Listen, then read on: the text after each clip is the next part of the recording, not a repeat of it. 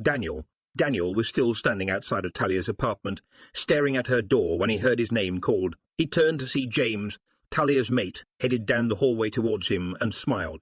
"Hello, James. What are you doing here?" James stopped and bowed his head, then held out his hand for the alpha to shake. "I came to see Matthew." Daniel shook James' hand. He'd gotten to know Talia's mate quite well in the last year, and immensely liked the wolf. James was methodical and never acted out of anger. He didn't think Quentin used James to his full potential. "I mean, what are you doing just standing here outside the door?" "Is Talia not home?" James asked, fishing out his key. "No, she's here." He paused. "I guess you know Jenna is back." James smiled and nodded. Daniel had informed him that Jenna was his mate once the two of them had gotten to know each other, and Daniel felt he could trust James. "I just said goodbye to her." Daniel said.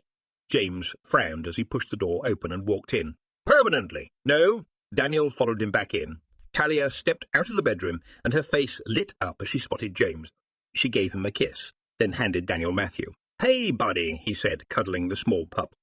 "I'll give you the shortened, condensed version," Talia said to James as he pulled her into his arms and kissed her. "Daniel, would you like to stay for dinner?" He smiled sadly, watching them. "Sure." Talia studied him. "Is everything okay?" He nodded. It was hard to let her walk away. "Well, at least you know you'll see her again." Talia smiled at him and headed for the kitchen. Jenna wiped at the tears before getting out of the taxi. She was half tempted to get back in and have the driver take her back, but she would worry Tyler and Daniel might not even be there. She headed up to the hotel room and slipped inside. Tyler was laying on the bed watching TV. "Oh, good, you're back. Where should we go to eat?" he asked as he stood up. "How was your seminar?" Jenna asked as she sat down her purse. "Pretty good. I learned quite a bit." He looked at her. "Jenna, what's wrong?" "I'm okay," she murmured. Jenna, she sighed. "I ran into Noelle's father." Tyler frowned. "I thought you were at Talia's." "I was." "They have become good friends," she said. "Are they together?" Tyler asked, watching her face. "No," she exclaimed. "Not at all, but he is the godfather of her child, and he was in town on business and stopped by to see her and the baby." "Did you tell him?" Tyler asked. "About Noelle?" "No, but he wants to see me again. It was too short and I didn't really get the chance. But he lives in Pennsylvania," she said, brushing her hair back. He nodded in surprise. "Ty, we have this connection. I can't explain it," Jenna said. "I never wanted to leave him the first time I met him and have regretted it since. But I never thought I'd see him again." Tyler stood and gave Jenna a hug. "If he hurts you, I'll kill him," he whispered. Jenna smiled, knowing he was giving her his blessing. "Let's go eat." Later that night, Jenna relaxed in the hotel bed, staring at pictures of Noelle. She'd video-chatted with her father a bit ago so she could see her daughter. She missed her little one. Something terrible. Never again, she muttered to herself. Never again would she be away from her for this long. A text popped up on her screen from an unknown number, and she opened it. "It was so good to reconnect with you today, Jenna." "I can't wait to see you again." She smiled and saved the number. She still couldn't believe they'd reconnected either, or that she was Daniel's mate. It made her feel better about their pup. There wouldn't be another woman out there that Daniel belonged to who would be angry about Noelle. But then she thought of what Talia had told her earlier. Daniel was the Alpha King. What would that mean for her? What would that mean for her? What would that mean for Noelle? Would Daniel be disappointed to find out his firstborn was a female and not a male? Jenna chewed on her lip over that one. She really had no idea how any of it worked, though she supposed she would be finding out. She really couldn't remember Talia ever mentioning anything about werewolf royalty.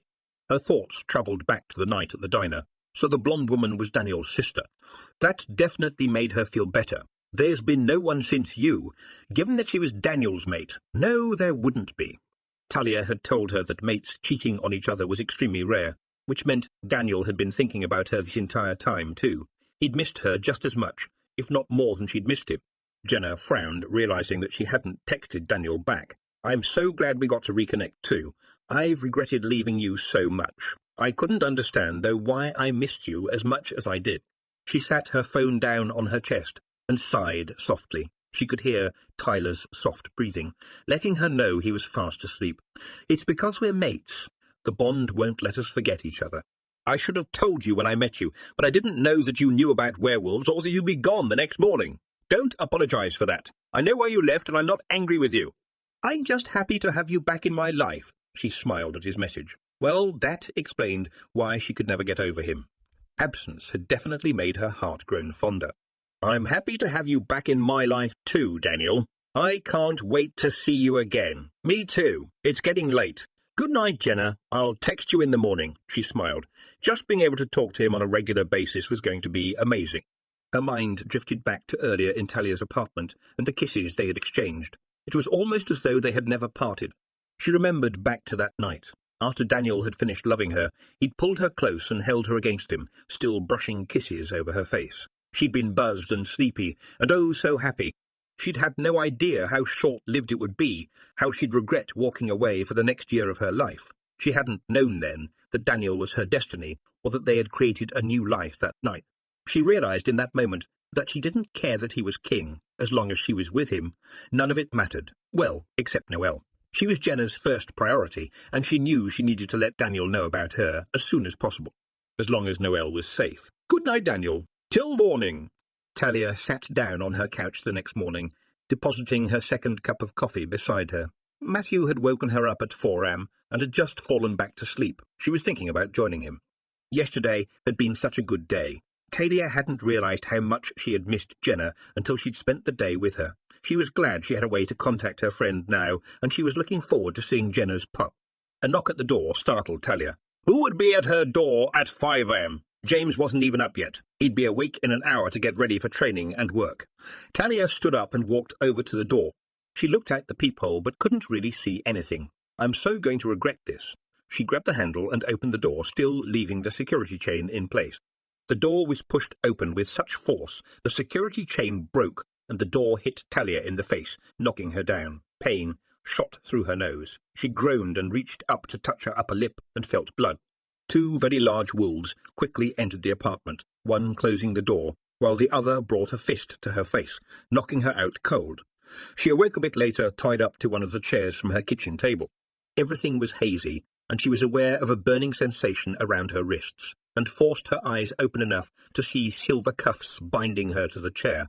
The smell of her own flesh burning caused her to gag, alerting her captors that she was awake. "Oh good, you decided to join us again." Talia looked around. James was also tied to a chair and out cold, his head hanging to the side. He sported a broken nose and two black eyes. The wolf who had spoken to her was leaning against the back of her couch, watching her, while the other was sitting in the rocking chair holding Matthew. "Matthew, please don't hurt him," she cried, as she became really afraid for the first time. "We won't have to if you cooperate," the first wolf said, folding his arms. "What do you want?" Talia glared at him. What could he possibly want from her? She was no one in this pack. Between her and James, he was more likely to know something about, well, something. "We want to know about your friends," the wolf said, standing up straight and taking a few stands towards her. "Friends? What friends? What friends? I don't know what you're talking about," she said truthfully. He came towards her and slapped her hard. "Don't play dumb with me. They were just here." Her groggy mind raced for a moment. Daniel and Jenna. They had to be who he was talking about, and Talia knew too much. She saw the wolf smirk and knew he'd read her face. "What do you want to know? Who they are to each other?" "Yeah, I'm not telling you that. Just old acquaintances." "Nothing more." Talia's head snapped back as the wolf hit her again. "The truth, Talia, that's all I know," she shouted at him. The wolf walked over to the kitchen table and unrolled a leather pouch that had several instruments in it. He pulled one out and held it up. A silver knife. She bit her lip, knowing what was coming. The last thing she wanted to do was scream in front of Matthew. She was just happy that he was young enough that he'd never remember any of this. She gasped as she watched him walk over to James and drove the knife into his thigh. James woke up instantly and roared, almost coming out of the chair. Talia gasped. She'd expected him to use a knife on her, not her mate. Tears streamed down her cheeks. "Talk, Talia." "He's the Alpha King." The wolf rolled his eyes at her. "Tell me something I don't know," he roared at her. "I don't know anything," she cried. "Please, just let us go. They're just friends of mine. Jenna and I haven't seen each other in over a year. She used to be my roommate." "What is she to him?" he roared, and shoved the knife into James' other thigh. James roared again, and Talia burst into tears as she watched him pull the knife up through James's thigh. "I don't know what you want me to tell you," she screamed at him. The last thing in the world she would do was betray Jenna and Daniel. Jenna was in danger, and so was Noelle, if anyone found out who she really was. She saw James' hazy gaze meet hers, his eyes filled with pain. He knew she had secrets she must keep. "Don't tell them anything," he shouted at her. "I want you to tell me who Jenna is to the Alpha King, and what her daughter has to do with this." He ripped the knife out of James' leg, causing James to roar. Silence. Talia suddenly realized her baby wasn't crying. Why wasn't he crying? As much noise as they were making, she couldn't believe he wouldn't be fussy. "Is my baby okay?" "Oh, yes. Shane is very good with babies." The wolf smirked at her, then nodded to Shane, who stood and brought the baby over to her. She saw his blue eyes staring back at her and breathed a sigh of relief. "Now tell me what I want to know, Talia." "I don't know anything. I didn't even know Jenna had a daughter. She didn't have one when she lived here, but like I said, it's been over a year. This was so hard." Talia just wanted to tell him the truth, so he would leave her and her family alone, even though she knew that wouldn't be how it worked. She had never been so scared in her life. "You lie!" the wolf roared at her, and suddenly, to her shock and horror, he grabbed James from behind and broke his neck. Talia stared in shock, unbelieving of what she had just seen, until unbearable pain started to sweep through her, and she began to scream as tears ran down her cheeks. She was vaguely aware of Matthew's crying now in the background, but she continued to scream as wave after wave of pain engulfed her, until finally a fist hit her full-on in the face, bringing blessed darkness. She awoke again a while later when a bucket of cold water was dumped on her, and for a brief moment everything was okay. But then reality set it, and she looked over at her mate as the pain hit her again, making it hard to even breath. James was still tied to the chair, his head hanging at a weird angle, his lifeless eyes staring at the ground. Talia began to sob uncontrollably. A hand slapped her face hard, and her head was tilted up to stare into the face of the wolf who had killed her mate. "Get a hold of yourself, Talia. Get through this, then you can grieve for Matthew." She took a shuddering breath, forcing herself to stop crying. "I'm going to kill you," she said calmly to her mate's killer. He smirked at her. "I doubt it." He turned her face towards James' lifeless body again. "Now you know I'm serious. I will not hesitate to kill again. Next time," he turned her this time towards Shane, who was still rocking Matthew. "I'll kill your son." Talia broke then. Did she save her son, or save her friend? And Jenna's baby? The Alpha King's daughter. The Alpha King's daughter. The future of all werewolves. Would Noelle be the Alpha Queen one day? Did Daniel even know about her yet? She was already lost without James. Matthew would be all she would live for. It would break Jenna to know that Talia had given up her own son to save her friend and her daughter. And James. If she gave Jenna up, would he have died for nothing? But he'd want Talia to protect their son, wouldn't he? Or protect Noelle? The wolf suddenly let go of her and walked over to Shane. He picked up Matthew and walked back to Talia, holding the now sleeping baby in his arms. "What's it going to be, Talia?" "I can't tell you." She had to protect Noelle. The wolf suddenly grabbed Matthew by his ankles and lifted him up in the air, dangling the baby in front of her. "No," Talia screamed as his pitiful cries reached her ears, and her heart broke even more. "I'll tell you. Daniel, please forgive me." Jenna ended the call to her father with a smile. Tyler and her had just landed a bit ago, and after grabbing their luggage, they were now in Tyler's truck on their way home. Jenna couldn't wait to see Noelle. She'd missed her baby girl so much, she couldn't wait to get home and hold her again. She hadn't told Daniel about Noelle yet. She wanted privacy when she spoke to him about his daughter, and she wanted to do it in person. Jenna already felt bad that Talia and Ben knew about Noelle before Daniel did, but then she hadn't expected to ever reconnect with him, and even when she had seen him, she hadn't been sure he'd remembered her. He'd texted her again this morning. He said he wanted to call, but he'd been tied up in business meetings and would be flying back home at some point today. Jenna had hoped Daniel would be on her flight, but she supposed if he owned his own business, more than likely he would be flying first class, and she hadn't seen him. Jenna rubbed at the mark on her neck. She'd completely forgotten to ask Talia what it meant. She pulled her phone back out and sent her friend a text. A moment later, her phone binged, and Jenna opened the text, smiling when she saw it was from Daniel. "Are you back in Paw yet, love?" "Yes, we're driving home now." "Are you?" she texted back. "Just boarded. Should be back shortly. I'll call you later. I want to see you again soon. I miss you." Jenna felt her heart melt. "I still have tomorrow off. Can we get together then? I miss you too." "That sounds good. I'll call you later, love." "Okay." Can't wait texting Noelle's father? Tyler asked. Jenna smiled. Yes, he is flying back today too. He doesn't live very far away from us, I don't think. What's his name? Daniel, she smiled again to herself. The ride home took 45 minutes. As soon as Tyler put the truck into park, Jenna wanted to run upstairs and see Noelle, but she reminded herself that the baby was sleeping. She took her bag from Tyler, and they headed inside.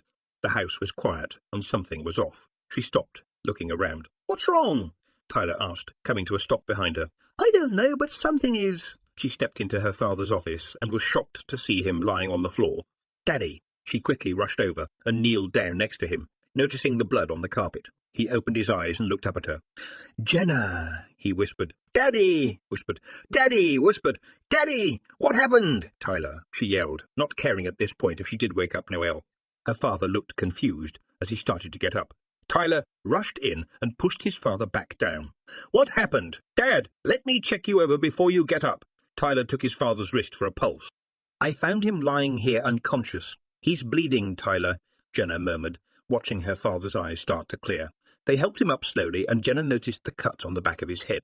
Tyler, look! Her brother eyed the wound, then hurried out, coming back a moment later with a kitchen towel, which he applied to his father's head. Mitch winced. Someone hit me. Did you see who? Jenna asked. Mitch shook his head. Jenna, he grabbed her arm. Go check on Noelle. She nodded and stood, leaving the room. She ran up the stairs, taking them two at a time, and rushed into her room. The crib was empty. Jenna felt her heart drop as panic set in. She frantically began looking around the room and the en-suite bathroom. Logically, she knew there was no way Noelle could haven't gotten out of her crib, but it didn't stop her from looking. Tyler and Mitch both walked in the room a moment later, Tyler watching Mitch carefully. She's gone, Jenna sobbed as she kept looking, stripping the blankets off of her bed. The diaper bag is gone too, Mitch said. I left it sitting here by the rocker. I was looking for her favourite pacifier. Jenna collapsed to the ground as tears started streaming down her cheeks. Her baby had been kidnapped. What kind of mother was she? She should have never gone to New York City. She should have never gone to New York City. Tyler called the police, Mitch said quietly as he sat down on the bed and pulled Jenna to him. No, Jenna shouted, pulling away from her father. They both looked at her in surprise. Why not? Tyler asked. Jenna, we need to get them here to start looking. Mitch was looking at her like she was crazy. Jenna breathed out a small sigh. Her heart felt as though it was pounding out of her chest, and she forced herself to stop crying so she could speak. Somewhere she could hear her cell ringing. Tyler, call Dr. Ben. Tell him Noelle is missing. Jenna, do it now, she shouted at him. Tyler's eyes widened in surprise, and he left the room. Jenna, Mitch started. Betty, I know you love me, and you love Noelle, but trust me on this one. I need to find my phone, Jenna murmured, standing to her feet. She pushed past him, hearing her phone ringing again, and headed downstairs to find her purse. Her mind felt numb now. She needed to call Daniel. How would he react when he found out she'd lost his baby? Tears still ran down her cheeks. Jenna, Ben is on his way here, Tyler said, as he walked up to her and pulled her into his arms. She gave him a hug and then headed to her purse and pulled out her phone. 3 missed calls from Daniel. She pressed the call button, called him back. Jenna, what's wrong? How did he know? The thought disappeared the next second as she began crying uncontrollably into the phone. I'm so sorry, she sobbed. I lost her. Jenna, where are you? Who did you lose? Are you alone? Is your brother there? Let me talk to him, Daniel demanded. He was scared out of his mind for her. Daniel had been relaxed the whole flight back, basking in the glow of her happiness, until first worry had set in, followed by panic and fear. His plane still hadn't landed, but Daniel knew if it didn't soon, he was going to lose control. Rafe was trying to take over because he knew something was seriously wrong. A few seconds later, he heard a man's voice. Daniel, this is Tyler, Jenna's brother. Tyler, hi. Please tell me what's going on. Daniel forced himself to calm down. Rafe, get a hold of yourself. We need to find out what's going on and get this tin can on the ground safely. Not soon enough, must go to mate. Something is wrong. Rafe calmed a bit, but was still pacing in Daniel's mind. Tyler took a deep breath. I'm sorry I'm the one telling you this, but circumstances dictate that I do. Jenna gave birth to your child at Christmas and— What? Daniel lost the conversation after that. Jenna had given birth to his child. He was a father. He could feel Rafe howling in his head in excitement. Why hadn't she told him? A pang from Jenna washed over him again, shocking him back into reality before his thoughts could go any further, and he realized Tyler had stopped talking. Fire! Yeah, I'm sorry I zoned out the moment you said Jenna gave birth to my child, Daniel said ruefully. Yeah, I'm sorry you had to find out this way. We came home from the airport to find my father laying on the floor unconscious in his office and Noelle missing from her crib. We tried to call the cops, but Jenna asked us to call Noelle's doctor instead, which makes no sense to me. Daniel was in shock. His heir was a girl.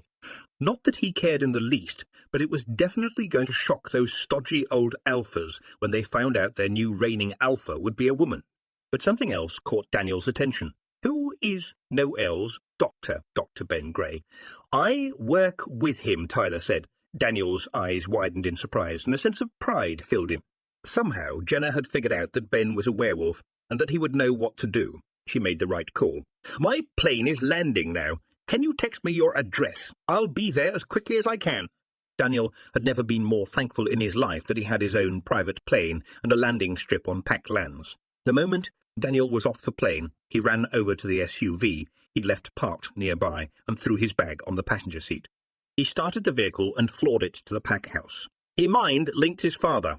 Dad, I'm headed to the pack house right now. I need you, Mom, and Ragnar to get ready to go. Your granddaughter has been kidnapped. Our what? Yeah, that was a bit of a shock, I'll tell you on the way. Get Charity ready as well. Charity just left a little bit ago with Roycer. She said they needed to help Ben with something. Good. I'll see you in a few. Daniel cut the link and pushed the SUV even faster. Charity had been in her office when Roycer had knocked on her door. She was ready to throw her laptop out the window in frustration. Alpha Jason was driving her crazy. They were now in a bidding war over the land she wanted to buy. Every time she put in an offer, he put in one. Why must she deal with arrogant, self-possessed males? Roycer was a welcome distraction. Hey, I need you to come with me to help Ben with something. It's really urgent. I'll tell you the details on the way there. Charity had been more than happy for the distraction and closed her laptop. Before following Risa down the hall past the other offices, she poked her head in her father's office as she walked by. We're heading out to help Ben with something. We'll be back later. Her dad gave her a thumbs up as he was on a call, and she followed Risa out of the pack house. Risa had the keys to one of the pack stools, and Charity climbed in the passenger side. So, what's up? She asked, once Risa had started the vehicle. Do you know about Jenna? Risa asked. Charity looked at the she-wolf in surprise. I'm surprised you know about her. I just found out the other day. I've known her since Christmas, though I didn't have any idea who she was until a few days ago. Risa started... Wait, you know her? Charity asked in shock. Small world, Solara muttered. She was Ben's patient. He delivered her baby on Christmas Day, and I was with him.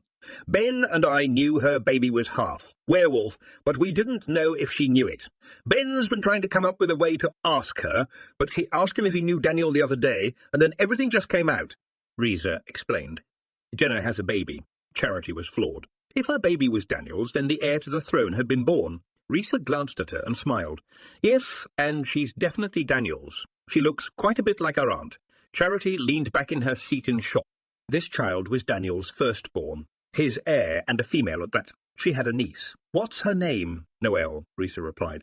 She's a doll. Jenna gave birth in the early hours of Christmas morning at home. Ben delivered her. Then we saw her again about a month ago. Jenna's mother passed away, and we visited with her, Risa said. She lost her mother. Charity frowned, trying to keep up with the story. Poor Jenna had been through quite a bit in the last few months. She had cancer, Risa said. Charity was quiet for several moments, lost in thought. After the disaster of a dinner a few nights ago, Jenna now thought Charity was Daniel's girlfriend. She had to fix that. Jenna deserved happiness. And Charity had a new niece to spoil. So what are you helping Ben with? Jenna's been in New York City the last few days. She came back this afternoon, and someone had broken into her home. She lives with her father and two of her brothers. They found her father unconscious, and Noelle, whom Jenna had left with her father, was gone. Someone kidnapped her, Risa explained. What? Someone kidnapped her. Charity's mind began to race. Someone has to know who Noelle is. Does Daniel even know? I don't know. I don't think he does, but I'm not sure, Risa said, as they pulled up to the clinic. It's a complicated mess. Ben was already waiting outside as Risa had linked him when she was close. He climbed into the SUV with his medical bag in hand. Has Daniel's plane landed yet? He asked by way of greeting. Not when we left, Charity said. I just told Charity everything we know, Risa told him. It only took them another 10 minutes to reach the Browning home, and they all piled out of the SUV as soon as Risa put it in park. Charity took in the large, beautiful home and the property, noticing the woods off to the right. "That's our land," she murmured. "Yeah," Ben said. Jenna had always been so close. She shook her head and followed them up the steps to the door. Ben knocked, and the door was opened a few seconds later by a young man. Charity breathed in his scent deeply as Solara came on high alert. "May!" she shouted, prancing around in Charity's head. Charity stared at him in shock as she suddenly found her world rock. Human mates were exceedingly rare, but usually if one member of a family has a werewolf mate, others would too. She wasn't surprised that this man, whom she guessed was probably Jenna's brother, has a mate. What did surprise her was that her own brother was mated to his sister. She looked him over carefully, this mate of hers. He was tall and broad-shouldered, his body well muscled. She already felt tiny next to him, and she loved it. His hair was brown and cut to military precision. His green eyes travelled quickly over Ben and Reza before settling on her. They were sad, she noticed, but then sorrow had been a big part of his life lately. Charity wanted to pull him into her arms and hug him, but she knew it wasn't the time. She'd have to wait. Tyler couldn't tear his gaze from the beauty Ben had brought with him. Long, curly blonde hair framed her angelic face, and her bright blue eyes stared intensely at him. She was petite, but athletic, the perfect height for him to be able to rest his chin on her head, he thought, then wondered why he would ever think such a thing. But the moment their eyes met, Tyler knew his life was about to change, and everything suddenly felt right. He shook his head to clear his thoughts, and followed her inside, wondering who she was. Jenna was pacing the floor, restless and still crying. Ben approached her and gave her a hug. "Talk to the ladies, and I'll take care of your father," he said softly. "Tyler thinks he needs stitches," she nodded, unable to speak as Risa enveloped her in her arms. "We'll find Noelle, Jenna. We'll find her." She let go of Risa and turned to look at Charity. When Jenna had first seen her, she'd been jealous, but now she knew the truth. Charity walked up to her and pulled her close, and Jenna suddenly felt the love pour over her as Charity held her, whispering in her ear. "Hi, Jenna. I'm Charity, Daniel's sister. I'm so happy to meet you, but I wish it wasn't like this." She pulled back some, but didn't let Jenna go. She looked over at Tyler. "Who is this?" "My brother Tyler," Jenna whispered. Charity reached up to brush the tears from Jenna's cheeks. "Welcome to the family, sister. Tyler, can you please walk me through all of this?" Of course. Charity finally let Jenna go, and she suddenly felt cold. Risa wrapped an arm around her and took her over to the love seat. "Daniel will be here soon, Jenna." Jenna felt as though she was in a horrible dream. None of this seemed real. None of this should be happening this way. She was meeting Daniel's pack because she'd lost his child. What must they think of her? Charity followed her mate around the house, listening as he told her what had happened. He was methodical, which she appreciated. She stood quietly in Jenna's room, breathing in. There were so many scents, but her mate's was the most powerful. He smelled amazing, but he was also distracting her from picking up anything else. "Tyler, can you step out for a moment, please?" He rubbed the back of his head as he looked at her, and Charity smiled at how adorable he was. "Okay." He turned and left the room. Charity closed her eyes. "Solara," she called. Her wolf had been silently taking everything in. "On it!" She pushed forward and sniffed the room. "Oh, mate smells yummy." "I know," Charity smiled. "Scent neutralizers. We need Ragnar." Solara gave Charity back control. She linked. "Ragnar, I need your help. To find the princess." Ragnar linked back, you know. Charity couldn't say she was surprised. "Yeah, we're pulling in now."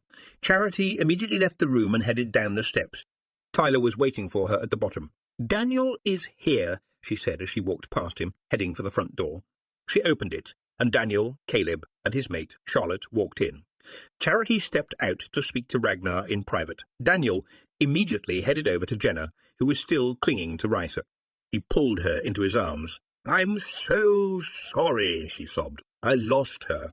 I'm so sorry."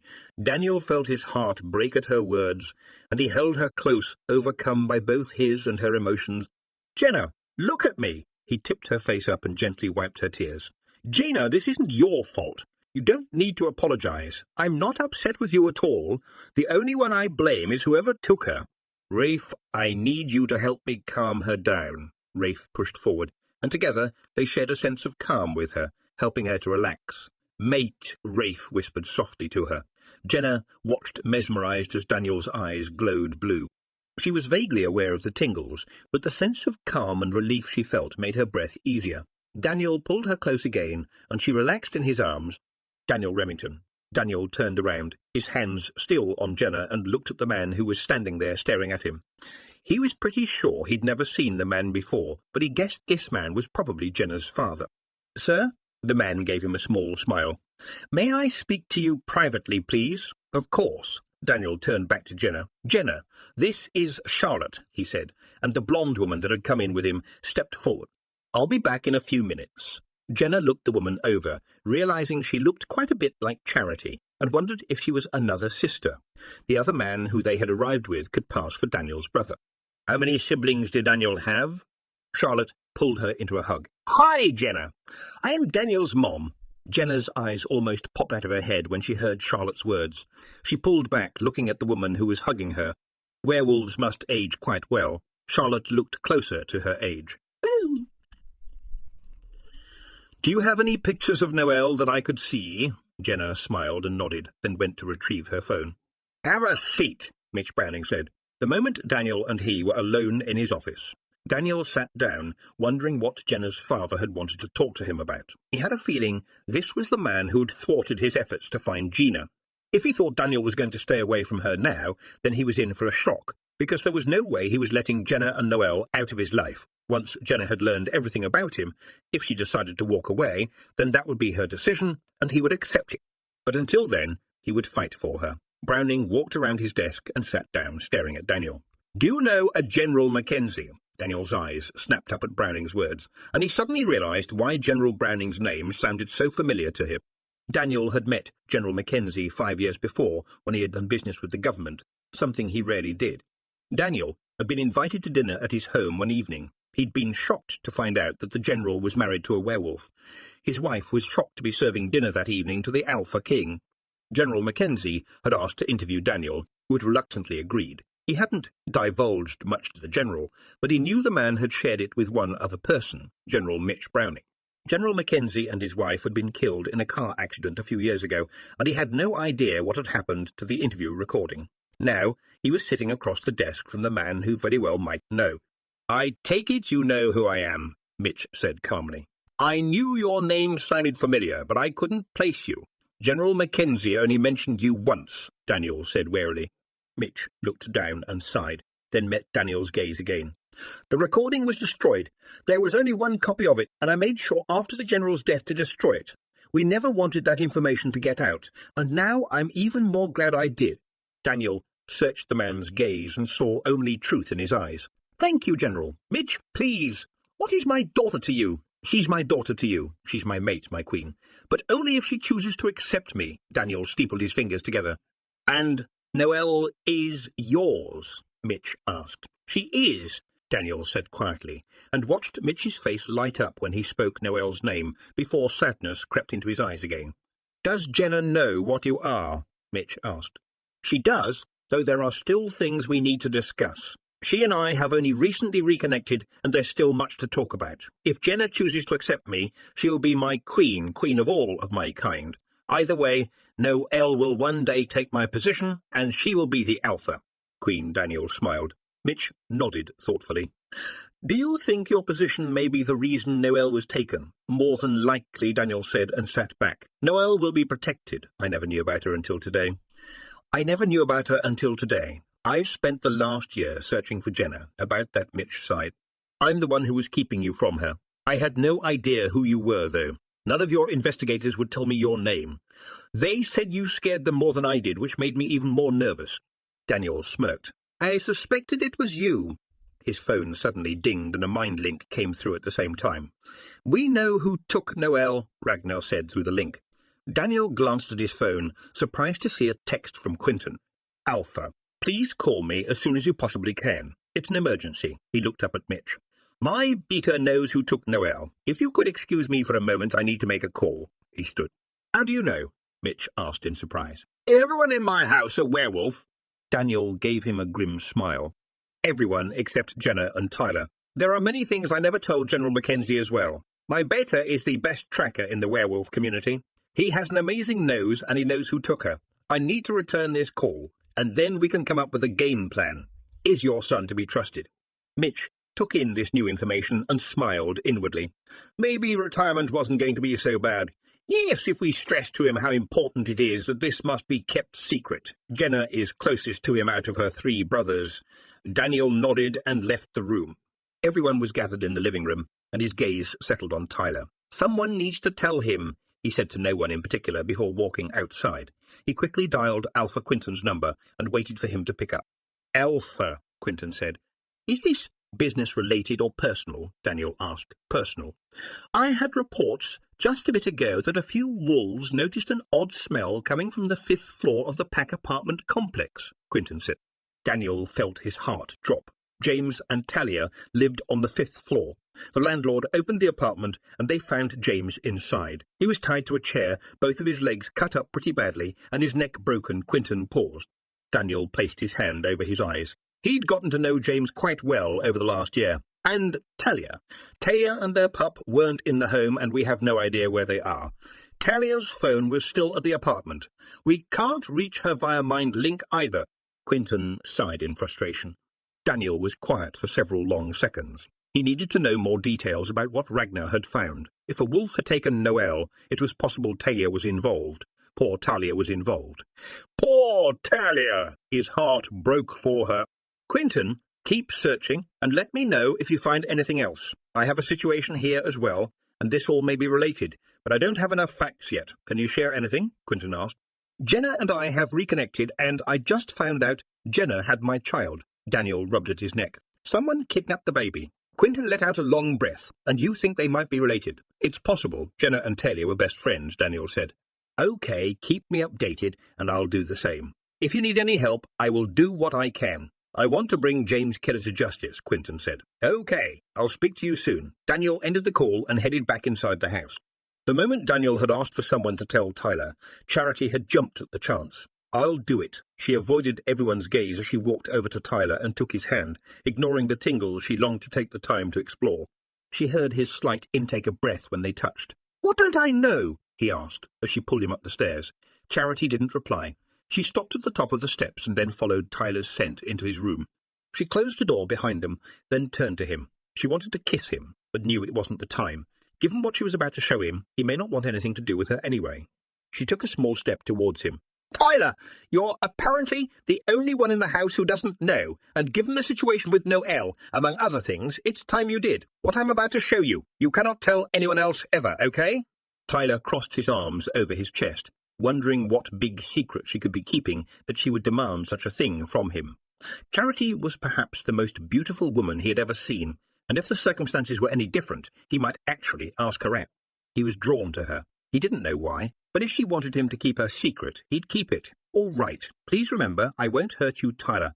No matter what, I won't hurt you, Tyler. No matter what, I won't hurt you," she said, as she stepped forward and cupped his cheek. Tyler felt the tingles again, and for a split second wondered if it was static electricity. But no, it felt too good for that. He'd never felt such a thing before, but he liked it. "All right." She stepped back from him and closer to the door, and then to his shock, she pulled her shirt over her head. Tyler's lips parted as he watched her hands drop to her jeans next and begin to undo them. He quickly dropped his gaze. The last thing he'd expected her to do was start stripping. "Oh, Charity, what are you doing? Hold on." "You'll see," she answered. "Okay, I need you to look at me now.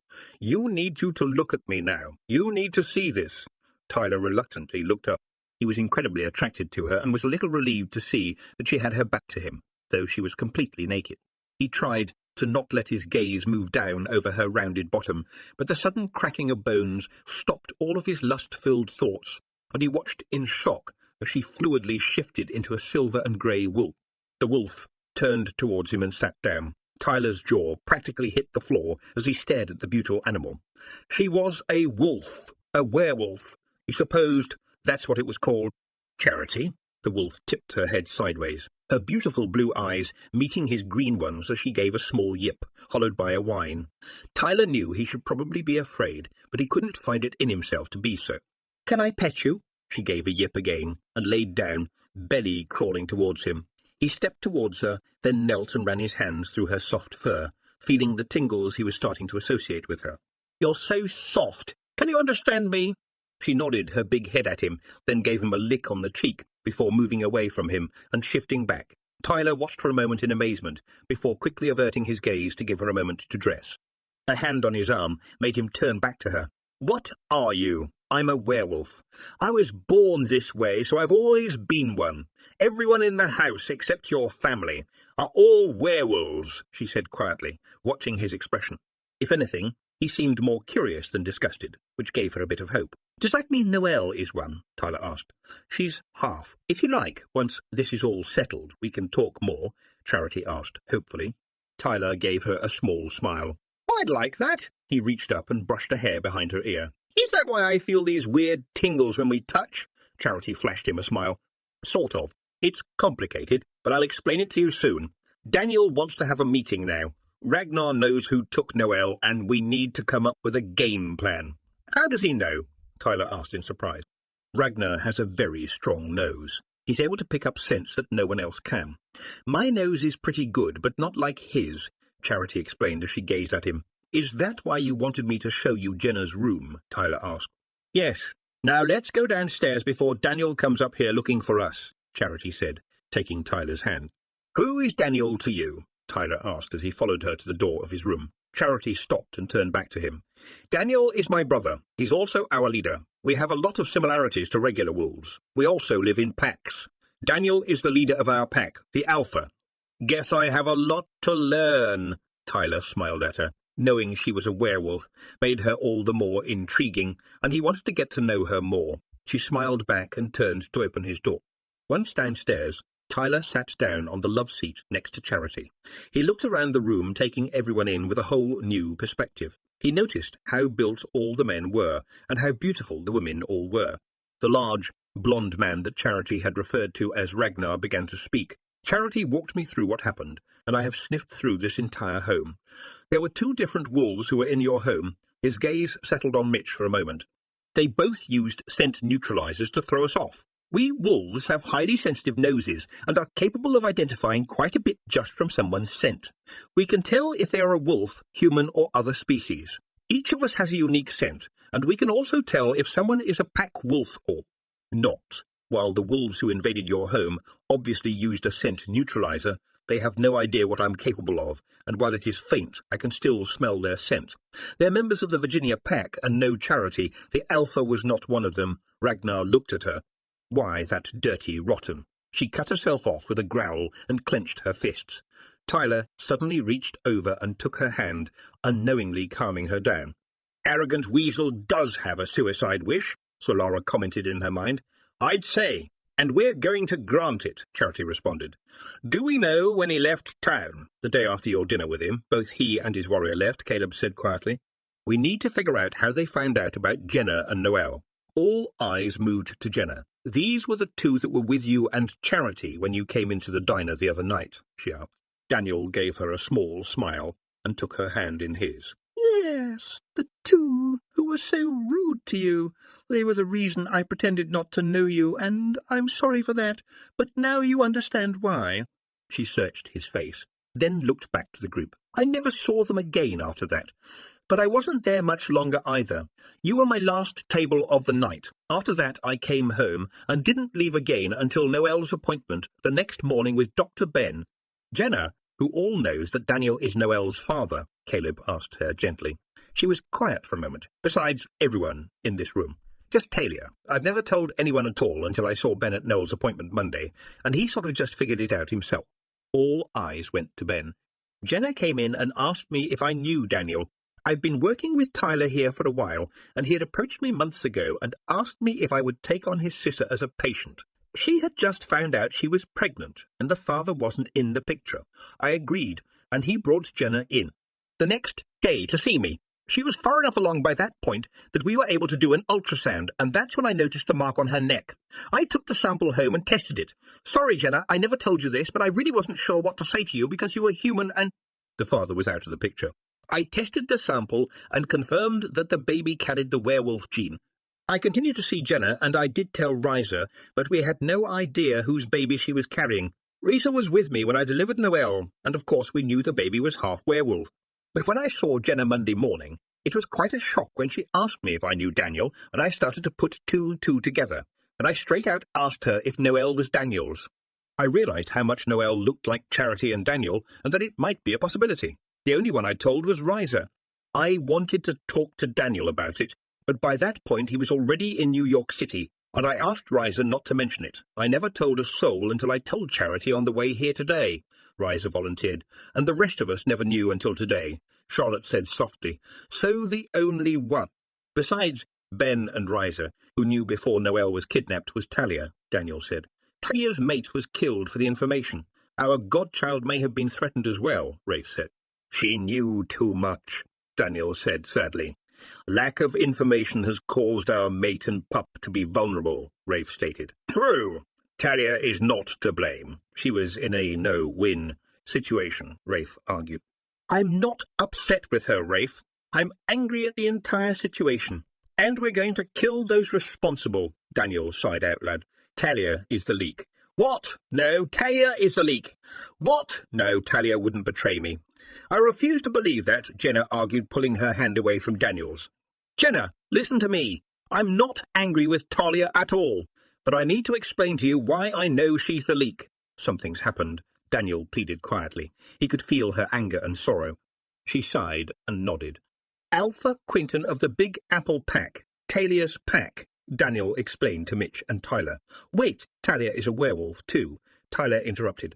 Mitch's shocked gaze looked over at Jenna and she nodded. Yes, Talia is a werewolf, and that's a story for another day. Anyway, Quinton sent me a message asking for me to call him because of an emergency. That's why I was outside just a bit ago, returning his call. He told me they found James inside of Taylor's apartment. James is Talia's mate. He had been tortured and killed. Daniel paused. Jenna shrieked. Daniel pulled her close, letting her sob in his arms. Jenna had never met James, but she remembered Talia telling her what happened if a wolf lost their mate. She couldn't even imagine how Talia must be feeling right now. What about Talia and Matthew? They're missing. Quinton has the pack searching for them. Talia didn't take her phone, and no one can reach her via MindLink. He glanced over at Tyler. I'll ask Charity later, he said, giving her a small smile and motioning for Daniel to continue. He already had a list of questions he wanted to ask her about werewolves. Quinton told me they were searching for her, though in a city of 8 million, finding one person isn't going to be easy, especially if she doesn't want to be found. Daniel pulled Jenna close to him, offering her as much comfort as he could, though he was heartbroken at the situation too. What I'd like to know is how Alpha Jason put all of this together, and how he tied you to both me and Talia, since you hadn't spoken to either of us in over a year. Daniel stroked her back, his mind wandering through all the details he knew so far.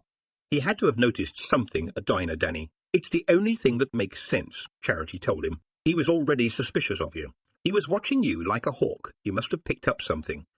Daniel nodded in agreement. As soon as I walked into the diner, I knew Jenna was there, and I was completely blindsided by it. I've been looking for you pretty much since the last time I saw you. He looked down at her, and there you were, right in my own backyard. I'm sure he knew something was up. Well, whether we ever figure all that out or not, we need to come up with a game plan to get Noelle, and possibly Talia back. So let's get down to planning, Ragnar smiled, rubbing his hands together. He was an expert at strategy and loved the game.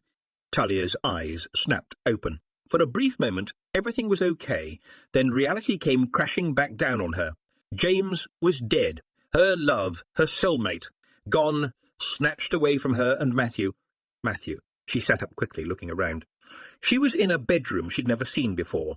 Matthew was sleeping in his car seat close by, his diaper bag right next to him. She heaved a small sigh of relief as she saw a little smile cross his lips. At least one of them was oblivious to what had just happened. After she'd spilled the beans about Jenna and Noelle, the two scumbuckets had ordered her to gather things for a little trip. Then they took her and Matthew out of the apartment and down to an SUV holding a gun on her the entire time. After she'd gotten in, she couldn't remember anything else. She looked around the room. It wasn't very big, but had a bed and dresser. She spotted 2 doors off to one side and walked over to them, opening each one. One led into a bathroom and the other was an empty closet. She walked over to the door that she guessed led out of the room and found it locked, which didn't surprise her. She quickly checked all the windows and wasn't surprised to find them all locked either. She briefly considered breaking one, but seeing she was on the second floor, she wasn't quite sure she could ensure Matthew's safety if she jumped. Talia sighed and walked back over to the bed and laid down. She still couldn't believe James was dead, though the pain in her heart said otherwise. Sobs racked her body as she laid there. What was she going to do now? She wanted to curl up and wait for death, but she still had Matthew to think of. Her heart ached, though, and Talia knew she was never going to be the same. She rolled over on her back and stared at the ceiling. She had no idea where she was, though she guessed she was a guest of the pack that had taken her. She realized she might not make it out of here alive, and she rolled on her side to look at Matthew. Hopefully someone would take pity on him and take care of him. Did anyone even know she was missing? James would be discovered eventually, and her heart broke as she remembered his lifeless body sitting there, and she stifled another sob. Leela whined in her head. Oh, Lila, I'm so sorry. I killed him. Talia apologized. No, you didn't kill him. That man did. You didn't kill him. That man did. You did what you must. Don't ever think that I blame you. But I don't know where we are, Leela said quietly. It's okay, Talia said. I'm sure we'll find out soon enough. The door opening caused her to sit up, and Shane walked into the room, a baby carrier in one hand and a pink diaper bag tossed over his shoulder. Brought you a gift. He sat the carrier down and dropped the diaper bag next to it. Did they think she was the new pack babysitter?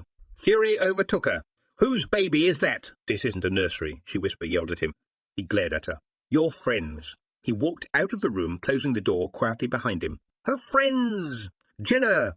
Oh no, that couldn't be Noelle. Talia dropped her head into her hands as fresh tears fell down her cheeks. Daniel was going to kill her. Talia finally managed to get her tears under control, and she walked over to the baby carrier. Noelle was beautiful, and she could easily see traces of both Jenna and Daniel. She gently picked up the carrier and set her down next to Matthew, then checked her down next to Matthew, then checked her diaper to make sure she was dry. Satisfied Noelle was good, she sat back on the bed to watch the two sleeping infants. Jenna had said Noelle was born Christmas Day, so she would be about 3 months old. Matthew had just turned 2.5 months old as well. She sighed. It was a good thing she didn't seem to have anything else to do, because now she was going to be tied up day and night taking care of 2 babies. She allowed herself a small half-smile. Her gaze went back to Noelle, Daniel Remington's firstborn child. There was no way he wasn't going to come looking for her.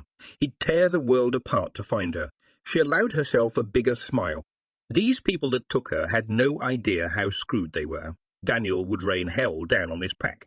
She knew he may very well kill her as well for giving up Jenna and Noelle, but she crossed that bridge when she came to it.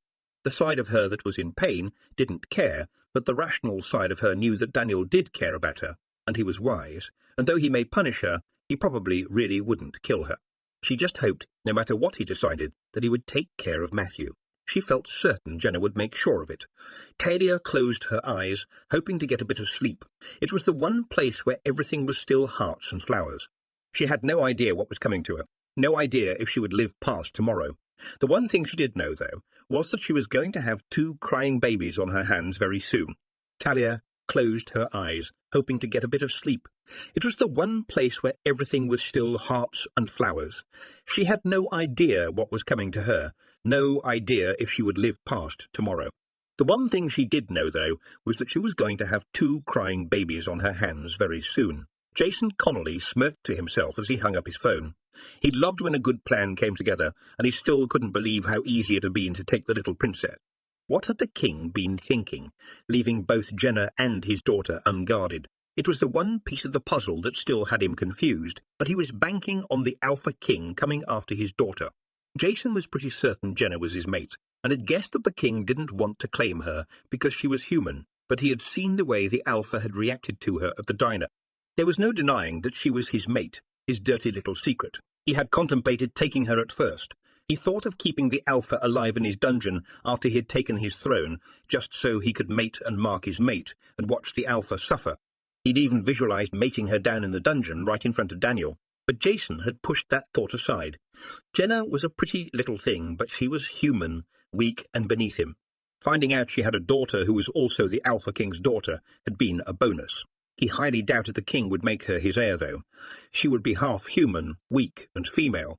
That little tidbit hadn't been easy to find, but he'd struck gold when she had travelled to New York City. He would use the baby as leverage to get what he wanted. Then, once he had the throne, and Charity by his side, he would kill off both Jenna and her half-breed pup, along with that she-wolf his warriors had brought back from New York. Maybe he would let the she-wolf's little pup live, since it was a male. He hadn't decided yet. Talia knew she must be wearing a path in the brown carpeting of the small bedroom. Noelle had woken up a short time ago and hadn't stopped fussing. Her pitiful cries had somehow not bothered Matthew, who was sleeping peacefully, unaware that his father was gone and his mother was falling apart. "Now you sleep," she hissed at him, though she was actually glad he was, since she couldn't seem to make Noelle happy. She had tried feeding her, but Noelle wasn't interested. She was glad she and Jenna had discussed feeding habits yesterday. Was it yesterday? So she knew Jenna was still nursing. Talia herself was also still nursing, but she couldn't get Noelle to eat. Tears of frustration streamed down her cheeks. Not only was she the reason this little one had been kidnapped, but she was also the reason this poor pup was going to starve. She was also the reason her own mate was dead. What a horrible mate she was. She was an emotional wreck. "You have every right to be, love," Leela said quietly, warning Talia's heart. "Dear Lila, I don't know what I would do if you weren't here," Talia murmured. "Pup needs her mama." "You don't smell like Luna," Leela said softly. Talia swung around towards the door when she heard a knock. The door was pushed open, and Shane entered the room, a plate of food in his hand. He walked over to a small table and sat it down, then turned back to Talia. "Not happy? No one's happy right now, Shane," Talia growled at him. "Let me have her." He held out his hands. "Are you going to hurt her?" An appalled look crossed his face. "No!" She reluctantly handed the pup over, and Noelle immediately stopped fussing. Talia frowned. "How are you so good with pups?" "I have one about this age." He stroked Noelle's cheek, then looked back up at Talia. "I'm sorry about what's happened to you," she scoffed. "Then why did you participate? Because if you go against the alpha for anything, you're out of the pack, and I have 5 pups. His eyes hadn't left Noelle. Talia looked at him in surprise and saw the sorrow on his face. "If it wasn't for them, I would have gone rogue long ago. Alpha Jason has left many victims in his wake." He looked back up at her. "Why didn't you ask for a transfer?" Talia asked. "It was the usual way for a wolf to go to another pack, but must be approved by the alpha." "The alpha doesn't approve transfers. If you request one, you're banished. Our alpha does not like to be questioned about anything." He banished his own beta for asking a simple question, Shane said in exasperation. Talia felt her anger at him fall away. "I'm sorry I snapped at you." He shook his head. "Don't be. You've suffered too much. No one should have to go through that. So what's going to happen to me? To all of us?" Talia asked. "The Alpha will challenge the Alpha King for his throne. He thinks the king is weak." Shane peered down at Matthew, his finger lightly grazing the baby's cheek. "He wants the throne for himself and will take the king's sister, the Princess Charity, as his chosen mate." Talia stared at him incredulously. "What in the world would make Jason think that Daniel was weak?" The Remington family had controlled the throne since the beginning of the werewolves' existence. She highly doubted they hadn't been challenged before, though as far as she knew, not in recent memory. Jason was crazy if he thought he was getting that throne. "What?" Shane asked as he watched the play of emotions cross her face. Talia shook her head. "He's crazy! The Remingtons have been in power forever." Shane snorted. "Yeah." He handed Noelle back to Talia. "Try to find something in her diaper bag that smells like her mother, and see if she will nurse. I can't stay any longer. Get some sleep. Alpha Jason thinks this will all go down in the next day or 2. Shane leaned close to Talia's ear. "If things go south and Jason wins, I will do what I can to protect you and the pups and get you all out of here," he whispered, before touching her arm and leaving the room. Talia sat Noelle down on the bed, then grabbed the diaper bag and pulled a blanket out that smelled like Jenna. She swaddled Noelle, then unbuttoned her own shirt and picked the pup up. After a few moments, Noelle latched on and began to greedily nurse. Talia gave a small sigh of relief. "Thank you, Shane," she whispered. She would get Noelle fed and burped, then eat herself. She needed to keep up her strength if she was going to nurse 2 pups. It was the least she could do for Jenna and Daniel. A half-hour later, Talia uncovered the plate and saw that it was completely full of delicious-looking food. She smiled, thankful that someone was looking out for her, then began to eat. The Regal Eclipse Pack members that had made the trip to Virginia all gathered in the meeting room of their private jet. Jenna paced the floor trying to hold it together, and Daniel approached her now, hugging her tightly. Calm washed over her. "Come sit down," he said softly. "How are you so calm?" she asked him. "Part of being king. I've learned to school my emotions." "Trust me, I'm not calm. I'm pretty furious," Daniel told her quietly, then placed a kiss on her forehead. He didn't tell her that was why he kept touching her, to keep himself from losing it. Both of Daniel's parents had come, along with Dr. Ben and Riser, Daniel's beta Ragnar, and his gamma Elijah. Her father and Tyler had also insisted on coming. And of course, Charity had come along as well, and was sitting at the table next to Tyler, who seemed to be quite attracted to Daniel's sister, and had barely taken his eyes off of her. A large map had been laid out on the oval table of the Virginia pack, and they were busy discussing strategies. Jenna had somewhat tuned them out. It didn't seem like there were enough of them to overtake a pack, and that worried her. She remembered Talia telling her that Big Apple had several hundred members. Daniel's cell phone ringing caused the entire group to go silent. Daniel pulled his phone out and looked at the caller ID. "It's him, video," he answered the call. "Alpha Jason, how are you?" "I'm pretty good, Alpha. How are you?" came the arrogant reply. "Well, Alpha Jason, I do believe you have something that belongs to me." Surprise briefly crossed Jason's face, followed by anger. "What makes you think that? You weren't as careful as you thought you were," Daniel smirked. "Perhaps. I'd like to make a proposition." Daniel glanced around the room. "Go ahead. I'd like you to come to my packlins and I will make my proposition. You may bring Charity and your little human mate with you if you'd like." Jason stopped. "Actually, Alpha, I insist. If you bring anyone else, I'll see it as a threat against me and my pack." "Alpha, you're demanding a lot from someone who is your alpha. Someone who has the power to strip your position from you," Daniel growled. "Especially if you have my heir, Alpha. But that's the thing, Alpha King. See, I don't think that half-breed is qualified to be queen. Jason smirked, purposely trying to goad Daniel. Daniel glanced at Jenna and felt his heart break as tears rolled down her cheeks.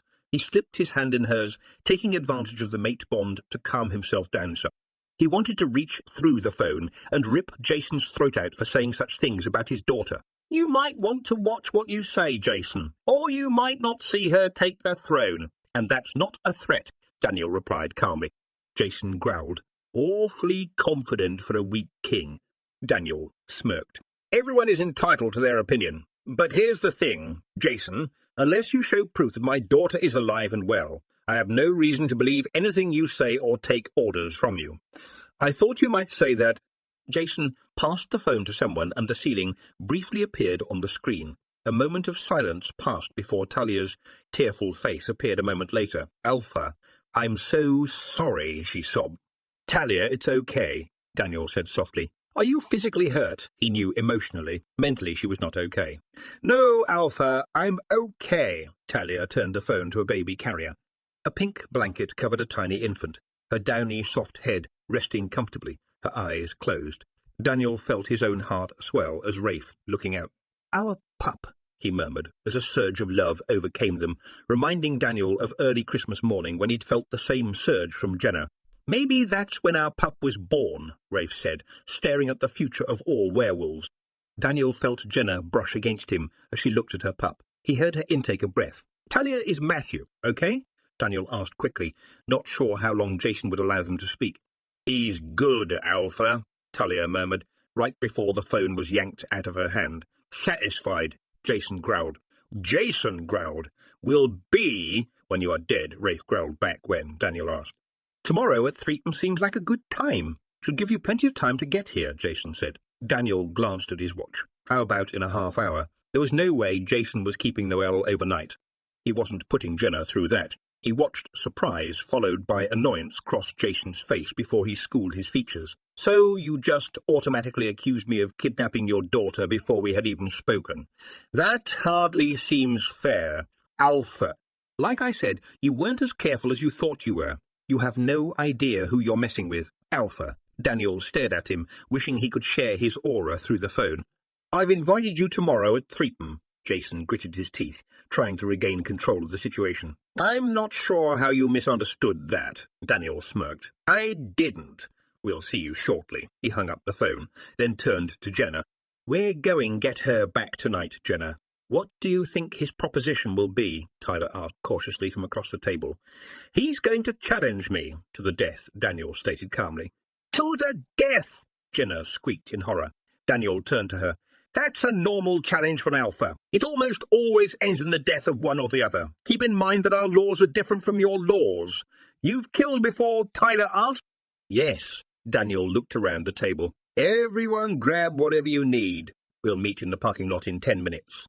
The room began to empty as everyone left the room. Daniel turned to Jenna. Are you worried? He asked, even though he could feel it. Rafe rolled his eyes. Dumb question. What if something happens to you? She asked with tears in her eyes. Daniel pulled her closer. Nothing is going to happen. I promise you. We're going to take Jason out and get Noelle back. Jenna leaned into him and felt herself calm down. I'm so worried about all of this. I know you are, love. I can feel it, Daniel said softly, brushing her hair back. Everything will be okay.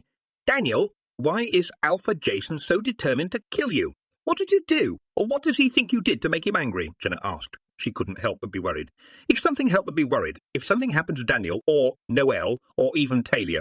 Daniel sighed. I exist. I'm the Alpha King, Jenna. I rule over all of the other Alphas. They all must submit to me, which is not easy for an alpha to do. Jason is a hard-headed, power-hungry young alpha who challenged his own father for his position. He's also been challenged his own father for his position. He's also been challenged 5 times himself. To the death! Jenna pulled back a little to look up at him. He killed his own father. Yes, Daniel said simply. She rested her head against his chest again. Today had started out so perfectly and then gone so wrong. She was thankful to be back in Daniel's arms, but until Noelle was safe, she would not rest easy.